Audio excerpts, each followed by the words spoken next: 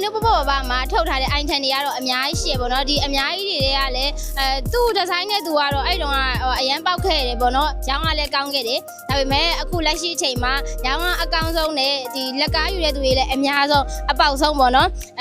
လူစိတ်ဝင်စားမှုလည်းများတယ်မှာလည်းမှာကြတယ်အဲ့ဒီဇိုင်းလေးကတော့ smart lady ထော်လေးပဲဖြစ်ပါတယ်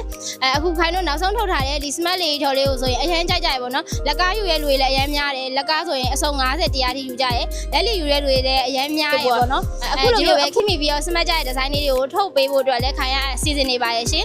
မကြခင်လည်းထုတ်ပေးဖို့ရှိပါတယ်အဲ့ကြရင်လည်းထပ်ပြီးတော့အခုလိုပဲအများကြီးအားပေးချပါအောင်နော်အခုချိန်ထိယုံကြည်စွာနဲ့အားပေးလာကြတဲ့ customer တဦးချင်းစီတိုင်းကိုလည်းကျေးဇူးတင်ပါတယ်ရှင်